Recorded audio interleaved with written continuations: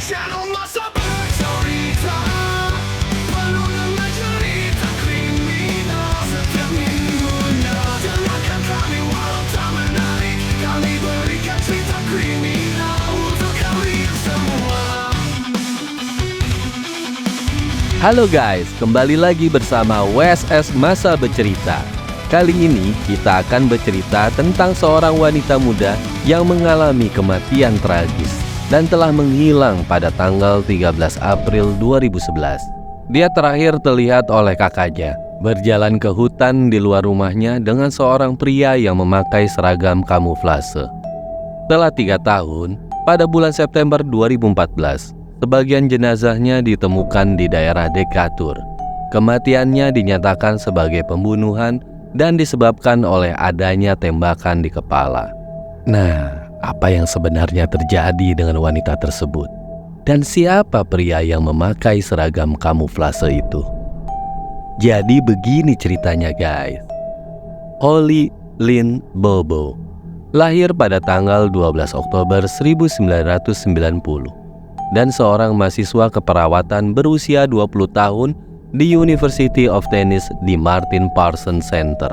Dia tinggal bersama dengan orang tua dan kakak laki-lakinya di Darden, Tennessee, salah satu bagian wilayah Tenggara Amerika Serikat.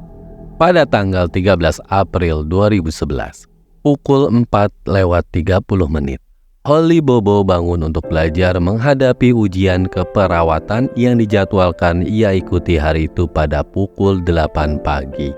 Ayahnya, Dana, berbicara dengannya selama beberapa menit dan berangkat kerja pada pukul 5:30 pagi. Ibunya, Karen, bangun tak lama setelah itu, menyiapkan makan siang dan sarapan untuk Holly dan berangkat ke pekerjaannya sebagai pengajar pada jam 7 pagi. Saat itu Holly sudah bangun, berpakaian rapi, dan duduk di meja makan mereka. Holly berbicara dengan Hannah Reed, seorang teman sekelasnya tentang ujian mendatang. Dan pada pukul 7:30, pacarnya yang bernama Drew Scott menelepon Holly mengenai acara berburu kalkun di properti nenek Holly. Kerabat ibu Holly tidak mengenali Drew. Namun Holly menjelaskan bahwa Drew memiliki izin untuk berburu di sana. Beberapa panggilan telepon akhirnya masuk dan membuatnya bingung. Pada sekitar 7:40, tetangga mendengar teriakan di rumah keluarga Bobo dan menceritakannya kepada ibu mereka sebelum pergi bekerja. Pada pukul 7:45, dan tetangganya juga menelepon Karen Bobo di tempat kerja dan meninggalkan pesan tentang teriakan-teriakan tersebut. 5 menit kemudian, saudara laki-laki Holly, Clint Bobo, terbangun karena ada suara anjing yang menggonggong di luar rumah. Dia melihat mobil Holly masih terparkir di rumah dan mencoba menanyakan ibunya apakah Holly pergi ke sekolah, tetapi teleponnya tidak diangkat-angkat. Dalam sebuah wawancara, Clint Bobo mengatakan bahwa dia melihat Holly dan seorang pria bertopeng di dalam garasi. Pria dengan seragam kamuflase itu diyakini sebagai Drew, karena Clint mengetahui rencananya untuk pergi berburu kalkun dan Drew akan mengenakan seragam kamuflase. Meski tak sepenuhnya mengerti percakapan mereka, Clint melihat Holly kesal dan berteriak, "Tidak, kenapa?" kepada pria itu. Clint menganggap ini sebagai momen putusnya Drew dan Holly. Pada waktu yang bersamaan, Karen Bobo menerima pesan dari tetangganya dan segera menelepon putranya. Lalu Clint memberitahu ibunya bahwa pria yang berbicara dengan Holly bukanlah Drew Scott dan dia ingin menembaknya. Karen Bobo memutuskan untuk menelepon 911 dari kantor. Namun, Clint tidak mendengar teriakan ibunya dan menjadi bingung. Dia bertanya apakah ibunya ingin dia menembak Drew.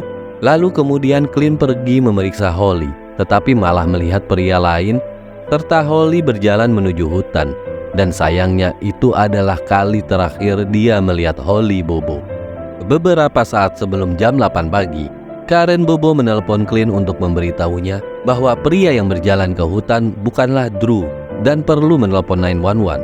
Lalu Clint segera keluar rumah dengan membawa pistol. Melihat genangan darah dekat mobil Holly, tetapi dia mengira itu adalah darah kalkun. Saat ibu tetangganya memberitahu tentang jeritan, Clint menyadari bahwa situasi semakin gawat dan dia langsung menelepon 911 pada saat itu. Sekitar pukul 8:10, wakil pertama daerah Decatur tiba di rumah tersebut. Catatan ponsel menunjukkan bahwa pada pukul 8:17, ponsel Holly bergerak menjauh dari rumahnya, menuju daerah utara, menuju kawasan hutan. Akhirnya Karen Bobo tiba bersama polisi di rumahnya, dan para polisi memasang penghalang jalan demi keamanan. Namun, permintaannya ditolak sehingga polisi dan tetangga bebas bergerak di sekitar lokasi kejadian. Dan itu sangat membahayakan untuk barang-barang bukti yang ada di tempat kejadian perkara. Dan langsung tuduhan ini dibantah oleh TBI, yaitu Biro Investigasi Teknis. Pada tanggal 15 April 2011, penegak hukum menyelidiki suatu daerah dekat Bible Hill Road di mana pihak berwenang menemukan kotak makan siang yang diyakini milik Holly. Pada tanggal 17 April 2011, seorang petani menemukan kertas bertuliskan nama, alamat, dan nomor telepon Holly. Dan pada hari itu, salah satu teman Holly menemukan teleponnya di gorong-gorong. Dan pada bulan Mei 2011, rekan kerja Clint Bobo sedang bersepeda bersama saudara laki-lakinya ketika mereka menemukan kartu SIM yang ternyata milik Holly. Oke guys, saatnya investigasi dimulai. Clint menggambarkan pria itu memiliki tinggi antara 6 kaki atau sekitar 182 cm, beratnya sekitar 180 sampai 200 pound, dan memiliki rambut hitam mencuat dari balik topinya. Pria itu mengenakan seragam kamuflase Mossy Oak, dan dia menggambarkan suara pria itu rada berat. Lalu Zack Adams diwawancarai oleh Terry Dikas, seorang agen yang menangani kasus tersebut. Menurut dia, Zack Adams terkenal sebagai penjahat dan pencandu narkotika dengan catatan kekerasan dan kepemilikan narkoba. Adams mengatakan bahwa pada pagi hari setelah Holly menghilang, dia ada di rumah dengan pacar dan saudara laki-lakinya yaitu Dylan. Dan dikonfirmasi benar oleh pacarnya, yaitu Rebecca Earp. Mereka semuanya berangkat untuk menjemput teman mereka yaitu Shane Austin. Kemudian mereka melihat banyak kendaraan polisi di pompa bensin. Kendaraan tersebut mungkin milik Dylan Adams yang ditemukan di luar Highway 61 di Parsons, Tennessee pada pukul 11 sesuai data kamera CCTV. Tetapi menurut agen Dikas, si Zack Adams telah lulus tes poligraf. Penyelidik pun fokus kepada Terry Britt, pelanggar seks terdaftar yang dekat dengan rumah keluarga Bobo. Dia cocok dengan deskripsi dan suka menguntit wanita muda berambut pirang. Clinton Bobo mengenali suara Britt yang mirip dengan pria yang berseragam kamuflase. Agen Dikas fokus kepada Britt setelah menemukan alibinya yang tidak terlalu kuat. Alibinya Britt yaitu mengklaim berbelanja bak mandi dengan istrinya. Namun istrinya sebenarnya sedang bekerja.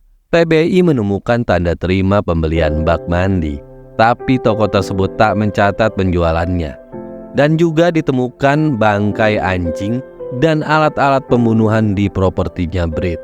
Agen TBI Dikas dikeluarkan dari kasus ini pada tahun 2013 karena kurangnya objektivitas. Terry Britt tidak pernah didakwa tetapi juga tidak pernah dikesampingkan secara resmi. Pada Januari 2014, Dylan Adams ditangkap atas tuduhan senjata yang tidak terkait dan menghadapi hukuman penjara 10 tahun. Namun dia mendapatkan kesepakatan pembelaan karena alasan cacat mental. Kesepakatan tersebut memerintahkan Dylan tinggal dengan Dennis Benjamin, seorang pensiunan polisi yang tidak pernah dikenal sebelumnya.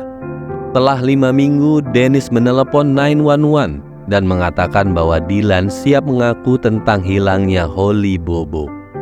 Dylan pun mengungkapkan bahwa ia melihat Holly duduk di kursi berwarna pink di rumah Zack, dan bahwa Zack memberitahunya bahwa dia telah memperkaos Holly dan adegan tersebut juga direkamnya. Berdasarkan keterangan Dylan, surat perintah penggeledahan rumah Zack diperoleh pada 28 Februari 2014. Namun Dylan kemudian mencabut pengakuannya dan mengaku telah dipaksa untuk mengakuinya. Dan pada tanggal 5 Maret 2014, Zack Adams didakwa atas penculikan dan pembunuhan tingkat pertama terhadap Holly Bobo. Pada tanggal 29 April 2014, Jason Autry juga didakwa atas tuduhan yang sama, meskipun dia menyatakan tidak bersalah. Pada bulan Mei 2014, Sandra King melaporkan bahwa temannya Jeffrey Percy menunjukkan padanya video yang mungkin menampilkan Holly Bobo sedang terikat dan menangis. Sandra meyakini bahwa video itu menunjukkan adegan pemerkosaan dan menambahkan bahwa Zack Adam juga ada dalam rekaman tersebut. Ada dugaan bahwa Mark Percy, saudara Jeffrey, merekam video tersebut. Saat penyelidik merekam percakapan telepon antara Jeffrey dan Sandra, Jeffrey mengakui bahwa dia mengetahui tentang video tersebut.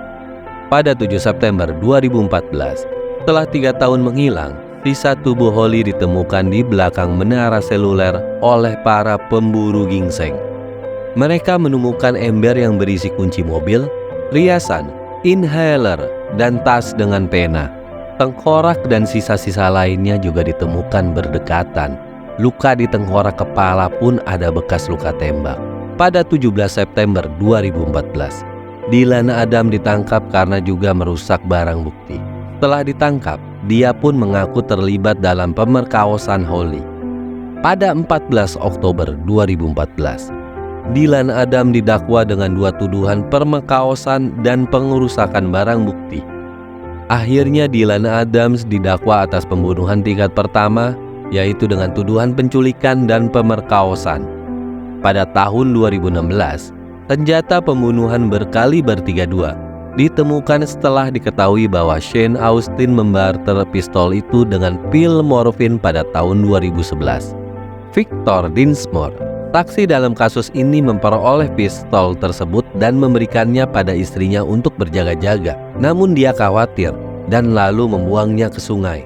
Setelah menunggu hingga tahun 2016, Victor memberitahu TBI dan membantu mereka dalam penyelidikan untuk mengambil senjata itu. Persidangan Zack Adam dimulai pada bulan September 2017.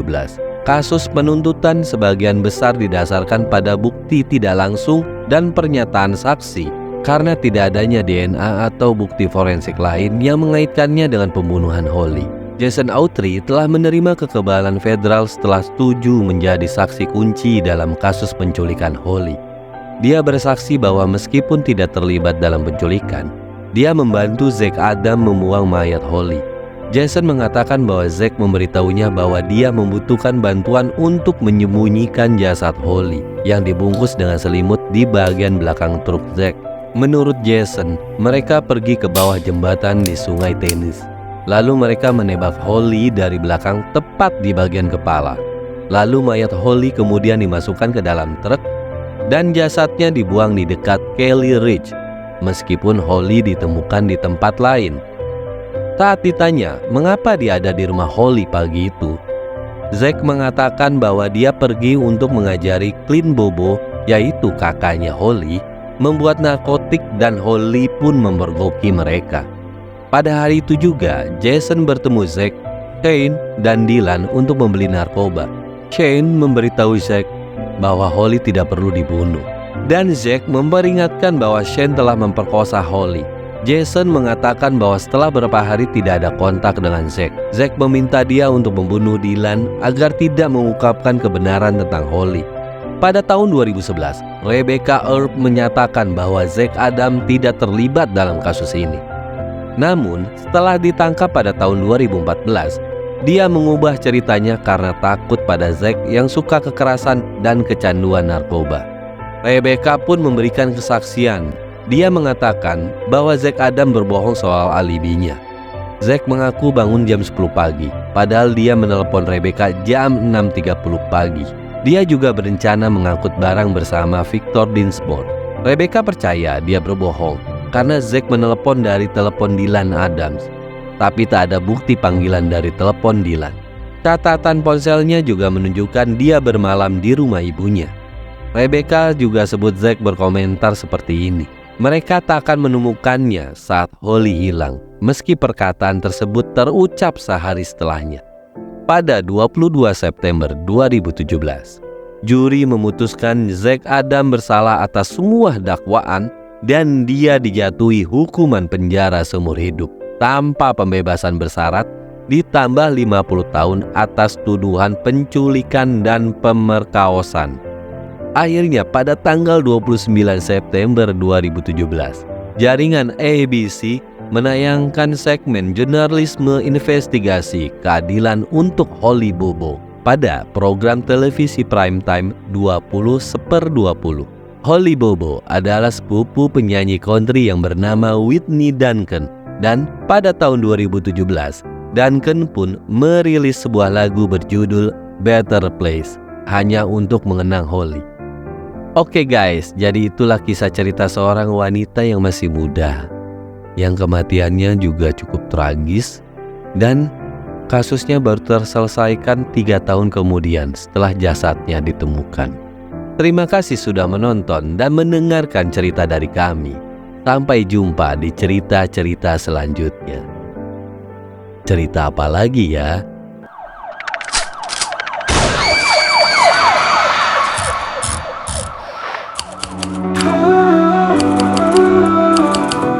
Masa bercerita penuh dengan cerita kriminal setiap minggunya. Dengarkan kami walau tak menarik, kami berikan cerita kriminal.